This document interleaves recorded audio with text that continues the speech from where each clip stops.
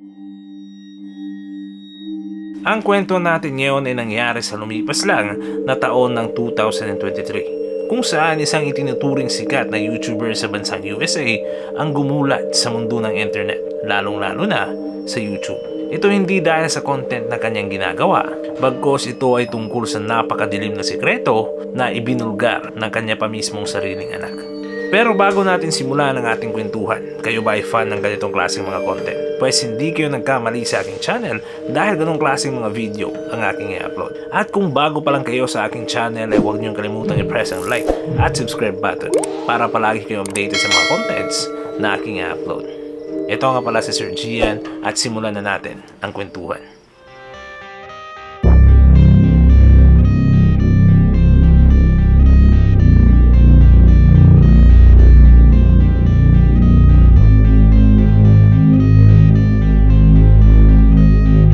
Ang taon ng 2015 ay kinukonsidera bilang isa sa mga golden age ng YouTube. So dito daw na-create ang mga rich quality content. Magandang algorithm ng YouTube at pag-usbungan ng mga channels na magpasa hanggang ngayon ay relevant at ang iba pa nga ay mas lalo pang sumisikat. Katulad na lang ng channel nitong si Tommy Innit, Kids Diana Show, Troom Troom at marami pang iba. Sa nasabing taon din ito ay nagawa ang dating YouTube channel na 8 Passengers. And of course, ito ay naging relevant at somehow naging sikat din ang nasabing channel na ginawa nitong si Ruby Frankie. Kasama ang kanyang asawa na si Kevin Frankie at 6 na mga anak ay nagawa at na-establish nila ang nasabing channel na ito kung saan ang niche nito ay tungkol sa daily activities ng kanilang pamilya. Sa Springville, Utah nakatira ang pamilya Frankie. Dito rin sa nasabing lugar, partikular na sa kanilang bahay, nagawa ang pinakaunang video ng kanilang channel. Ito yung simula nitong si Ruby na i-document ang kanilang day-to-day life, lalong-lalo na kung pag-uusapan ang parenting strategies nilang mag-asawa. Ipinanganak noong 1982, itong si Ruby ay lumaki sa isang strikto at relihiyosong pamilya, particularly ang religion ng Latter-day Saints. So over the period of time ay na-experience nitong si Ruby ang pagpapalaki sa kanila ng kanilang mga magulang in a way na related sa kanilang paniniwala. At nang maging ganap na magulang itong si Ruby ay ganong ideology din ang kanyang ginawang basihan upang maging isang mabuti at responsableng magulang. Pero of course meron din siyang idinagdag na sariling paraan ng pagpapalaki ng mga kabataan o pag-alaga sa kanyang pamilya. At ang nasabing pamamaraan na ito nitong si Ruby ang dumagdag ng karisma dito sa kanyang YouTube channel. Hindi lang kasi heavily focused sa bonding ng buong magpamilya ang content ng YouTube channel nitong si Ruby. Pagkos ito ay nakafocus talaga sa kung paano niya idisiplina ang kanyang mga anak. Kung kaya nang makita na ng mga viewers sa YouTube, especially ng mga parent viewers, ang kanyang contents ay of course instantly na-hook ang mga ito. At sa estimated na subscriber count from 2015 up until sa 2022 ay umabot na sa mahigit 2 million subscribers ang YouTube channel nitong si Ruby Frankie. So dahil nga mas lalo pang nakikilala ang kanilang YouTube channel na 8 Passengers ay mas sinipagan pa nitong si Ruby ang pag-upload ng mga contents to the point na nag-upload na siya ng 6 times a week. And of course nakafocus sa family na nakasentro naman sa bonding at pagdidisiplina ang mga contents na ina-upload sa nasabing channel na 8 Passengers. And in the first few years ng kanilang channel ay masasabi nating isa sila sa nag-upload ng mga wholesome family content. Di kalaunay gumawa na rin itong si Ruby ng mga contents pertaining sa mga parental advice. Katulad lang kung paano mo i-handle ang inyong mga anak, paano sila disiplinahin, paano sila gawing responsable, etc. So sa mga panahong ito ay talagang naging isa sa mga household name na ng YouTube pagdating sa family content ang channel na 8 Passengers. Pero habang tumatagal ang panahon ay unti-unti namang naobserbahan ng mga viewers na medyo may iba na sa ginagawa nitong si Ruby dito sa kanyang mga anak. Yung parabang medyo controlling na o hindi na maganda ang kanyang pinapakita sa harap ng camera. At mahahalata mo rin ang pagka-uncomfortable ng kanyang mga anak sa kanyang ginagawa bilang isang magulang. Katulad na lang ng isang video na nagpapakita lang sa matinding pagdidisiplina kung saan pinapaalam niya dito sa kanyang maliit na anak na matutulog ito sa CR ng nasabing kwarto dahil nga may nagawa itong mali. Isa din sa kanilang mga content ang kung saan tinuturuan nilang magbisikleta ang kanilang mga anak nang walang training wheels. At dito sa nasabing video ay makikita na makialang beses natumba ang isa nilang anak kung saan halatang halata sa mukha nito na hindi ito komportable at nasasaktan na ang nasabing bata. Pero maririnig natin sa nasabing video na parang ini-encourage pa ito ni Ruby na tumayo at magpatuloy sa pagbibisikleta. You know, when you fall off your bike, you gotta just get back up there. Try again, okay? At mapapansin din natin sa ekspresyon ng bata na para bang napipilitan na lang ito na gawin ang sinasabi ng kanyang ina. Para sa akin, wala namang problema ang pagdidisiplina ng mga kabataan. Kaso nga lang, wag lang tayong sosobra. Dahil it will turn out to be na hindi na ito pagdidisiplina, bagkos ito na ay pang-aabuso. Katulad na lang ng dalawang content na kanilang ginawa kung saan nagpapakita na ito ng emotional abuse at neglect sa kanilang mga anak. Ngayon naman ang nasabing video na ito ay umani ng samot-saring reaksyon, pero karamihan dito ay nag-i-express ng concern sa maliit na bata. Para sa aking opinion din ay grabing takot at traumang na experience talaga considering na nasa murang edad pa lang ito. Dito muna tayo sa isang video kung saan para sa akin ay masasabi nating isang traumatic experience dito sa maliit na anak nitong si Ruby dahil binantaan lang naman niya ito na puputulin ang ulo ng isa niyang stuffed toy if ever hindi pa ito sumunod sa kanya. If you cut one more thing in my house, I'm going to take the scissors, look at me, and I'm going to cut its head off. Grandma will be so mad! Ngayon naman dito tayo sa isa pa nilang uploaded video na masasabi ko rin isa ito sa mga naging turning point ng nasabing channel. At ito ay tungkol sa binatilyong anak nitong si Ruby Frankie kung saan harapan nitong sinabi sa vlog ang napakatinding pagdidisiplina sa kanya nitong kanyang ina. Although nasa kalmado at parang masayang demeanor ang pagkakasabi ng kanyang binatilyong anak nito, still nakaka-disturb pa rin ang nasabing detalye. My bedroom was taken away for 7 months and then you give it back like a couple weeks ago. I don't think our viewers know that. I've been sleeping on a beanbag since October. And they gave my room back like 2 weeks ago. Oh, I'll give you the reason why I lost my bedroom. I think so.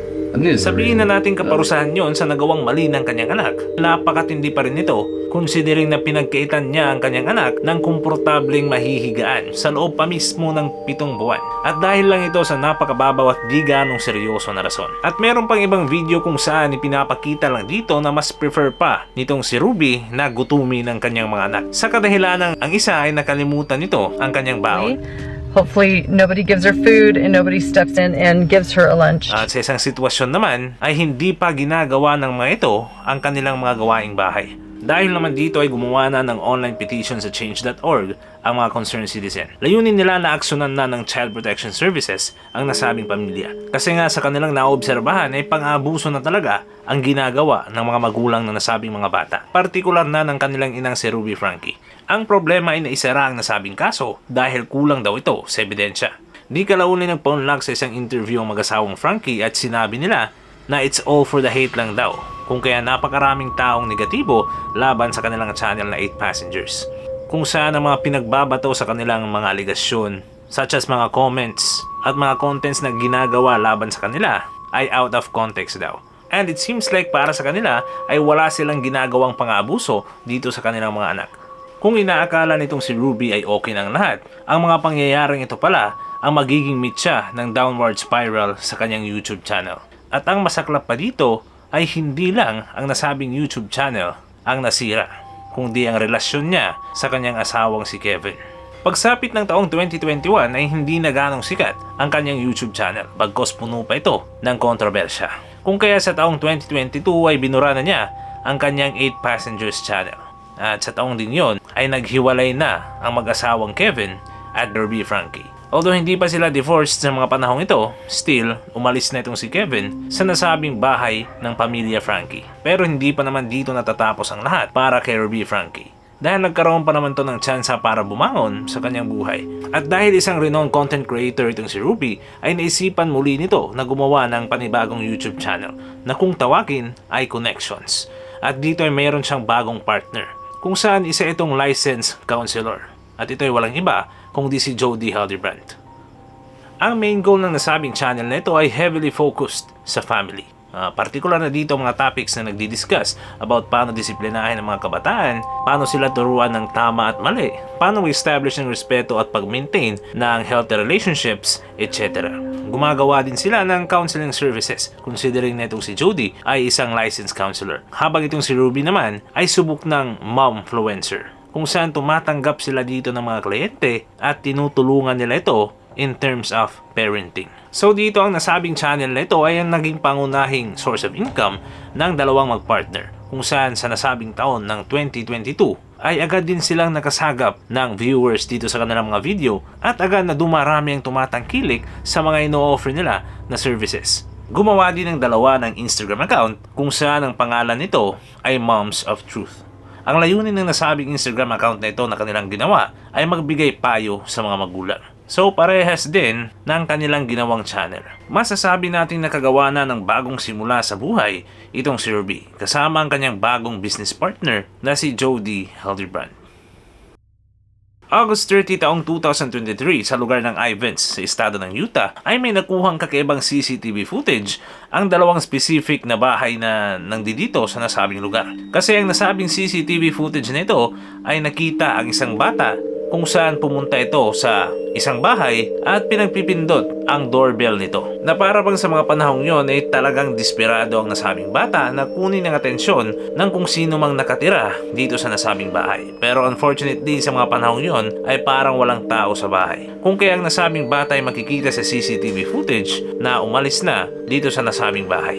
Pero meron na namang isang CCTV footage kung saan involving pa rin ang nasabing bata. Dito ay parehang bagay pa rin ang kanyang ginawa kung saan pinindot na naman niya ang doorbell ng nasabing bahay. And at first makikita natin sa CCTV footage na akala ng batang ito ay wala na namang tao ang panibagong bahay na kanyang pinuntahan. At makikita natin na papaalis na siya sa nasabing bahay. Pero di ka na unay may nagbukas din ng pinto para sa kanya at tinanong kung ano ang kanyang pakay. Gusto lang pala ng batang ito na humingi ng tulong at preferably gusto niyang ihatid siya sa pinakamalapit na police station.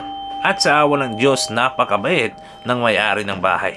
Kung saan ang bata ay pinaupo niya muna, binigyan ng makain at maiinom. Pagkatapos ang nasabing lalaki na nakipag-usap sa bata ay tumawag na sa mga otoridad. At maririnig pa nga natin na habang nakikipag-usap sa mga otoridad ang nasabing lalaki ay bigla itong napaiyak. He has duct tape around Big his injuries, there's sores around them. Yeah, there's sores around him. I think there's a good chance he's been. He also has He has it around around his his wrist ankle. as well. Maybe his wrist as well. Okay, this boy has been. Needs immediate attention. Oh, you were such a good kid. This kid is probably sleeping. I think he's good. Nakita kasi ng mag-asawang ito na nakakaawa talaga ang sitwasyon ng nasabing bata dahil nga may nakagapos na mga duct tapes sa kanyang magkabilang kamay at mga paa. At makikita rin sa itsura ng batang ito na para bang hindi ito kumakain dahil napakapayat nito at marami pa itong sugat sa kanyang mga katawan, partikular na sa area kung saan nandito ang mga duct tapes. Pati nga rin ang mga otoridad nang makita nila ang sitwasyon ng nasabing bata ay hindi rin nila mapigilang maging emosyonal. Dahil para nga sa kanila ay talagang dumaan sa napakahirap na sitwasyon ang batang ito. Kung saan nang dinala na nila ito sa isang ambulance at sinakay sa stretcher ay konting kibot lang ng kanyang mga kamay at paa ay nasasaktan na ito. Indikasyon lang na dumaan talaga ito sa napakaraming paghihirap. Pero kahit ganun pa man ay talagang bilib ang mga otoridad dito sa batang ito. Despite sa kanyang pinagdaanang napakahirap na sitwasyon, ay nanatili pa rin itong kalmado at maayos na sumasagot sa mga tanong ng mga kapulisan. Pero sa mga puntong yun naman ay nakapagbitaw ng napaka-importanting detalye ang nasabing bata. Sinabi lang naman ng batang ito na nandudun pa ang aking dalawang kapatid. So he is pointing out sa bahay kung saan sila kinulong at pinahirapan. Nang tinanong naman ng nasabing batang ito kung sino ang may gawa ng pang-aabuso o pagpapahirap nito sa kanila, ay agad nitong sinabi ng aking ina at si Jody. It turns out na ang batang ito pala ay isa sa mga anak nitong si Ruby Frankie. At logically speaking, ang may gawa ng nasabing pagpapahirap o pang-aabuso na ito sa kanya ay walang iba kundi si Ruby at si Jody Hildebrand. It is so ironic kung saan ang mga taong ang tingin nila sa kanilang sarili ay moms of truth or mga momfluencer na ang pangunahing trabaho ay magbigay ng advice sa mga kapwa nila parents ay siya palang gagawa ng kahindik-hindik na bagay sa isang napaka-inosenteng bata at it happens to be na ang isa dito ay kanya pa mismong sariling ina. Dito ay agad na kumilos sa mga otoridad at nagtungo sa bahay nitong si Jody Hildebrand na hindi lang kalayuan sa bahay kung saan nakahingi ng tulong ang anak nitong si Ruby. At first na makarating ang mga otoridad sa nasabing bahay ay wala munang sumasagot sa kanila pero di kalaunay may lumabas na isang babae. At ito na ngayon ay si Jody. Kung saan pagkalabas niya ay sinabi agad nito na kailangan niya makipag-usap sa kanyang abogado. Pero hindi naman siya pinalampas ng mga kapulisan at agad itong restrain at pinatabi. At pagkatapos nito ay niraid agad ng mga kapulisan ang loob ng nasabing bahay. Dahil nga may kalakihan ng nasabing bahay ay aminado ang mga kapulisan na medyo nahirapan muna sila sa paghahanap sa mga kapatid ng nasabing batang lalaki. Pero sa masinsinang pag-iimbestiga o pag-iinspeksyon nila sa nasabing bahay ay di kalaunay nakita din nila ang isang kapatid nito. Ang masaklap pa dito ay nakita ang kapatid ng nasabing bata sa isang safe na singlaki ng isang maliit na kwarto. Nang makita na nila ang nasabing bata ay inakala muna nila ito na isang lalaki. Pero habang inuobserbahan nila ito ay napagtanto nila na isa pala itong batang babae na pilit kinalbo. Ang masaklap pa dito ay sobrang payat na ng nasabing bata. Hindi rin ito sumasagot sa kanilang mga katanungan at paghihikayat na siya ay naligtas na dahil halatang halata sa nasabing bata ang emotional trauma. Pero nadurog ang kanilang mga puso nang binanggit nila ang tungkol sa pagkain. Dahil dito ay nagsalita na ang bata at sinabi nito na siya daw ay gutom at gustong gusto na niyang kumain. Mga ilang oras ang lumipas ay tuluyan na nilang na-rescue ang nasabing bata. At sa mga punto ding ito ay dumating na itong si Ruby Frankie na agad namang hinuli ng mga kapulisan. Sa ekspresyon ng mukha nitong si Ruby ay bakas sa mga ito ang pagkagulat at realisasyon na talagang mali na ang kanyang ginawa at lehitimong pang-aabuso na ang kanyang ginawa sa kanyang mga anak. Ang isa pa niyang kapatid ay na-rescue sa ibang lugar at ito ay nasa puder ng mga kamag-anak nitong si Ruby Frankie. Kung saan ang dating dito ay parang itinago o ikinulong din ang nasabing batang ito. At di kalaunay pinasama din sa presinto ang tiyahin ng nasabing bata. Mga 2 araw ang lumipas ay agad na nakasuhan ng aggravated child abuse itong si Ruby Frankie, pati na rin ang kanyang business partner na si Jody Hildebrandt. Dahil na rin ito sa napakalakas na ebidensya, lalong-lalo na't ang biktima dito ay anak ng isa sa mga primary suspects. Di kalaunay na isa publiko din ang rason kung bakit nakatakas ang isang anak nitong si Ruby Frankie. Ito ay na magkaroon siya ng pagkakataon na makakyat sa isang abyertong bintana dito sa malaking bahay nitong si Jody Hildebrandt. At take note, ang nasabing bahay din nito ay ang kanilang ginagamit na studio every time gumagawa sila ng mga videos para sa kanilang channels. Moving back sa nasabing batang ito ay nang makarating na sila sa ospital na diagnose ito na may severe malnourishment at napag-alaman na malalalim pala ang nasabing sugat dito sa kanyang kamay at paa dahil sa napakahigpit na pagkakatali ng pinagsamang lubid at duct tapes. Isa rin sa mga rason kung bakit napakaraming sugat sa kanyang katawan ng nasabing bata ay ayon pa sa factual basis. Pinipilit daw ng dalawa na si Ruby at Jody na magtrabaho ang nasabing bata sa ilalim ng napakatinding sikat ng araw. Hindi rin nila ito binibigyan ng sapat na tubig at pagkain. At dinagdag pa nitong si Ruby na may sapi daw ang kanyang mga anak, kaya ginagawa niya ito sa kanila. Nang nililitis na ang dalawang si Ruby at Jody ay agad naman silang nag-plead ng guilty sa kanilang respective cases. At dahil nga napatunayan na silang dalawa ay mga kriminal talaga, ay di kalaunay binanna ng YouTube ang kahit anumang channels na affiliated sa kanila. Isinurrender din itong si Jody ang kanyang counselor license and ultimately nawalan na ng karapatan na maging magulang ng kanyang mga anak itong si Ruby Frankie.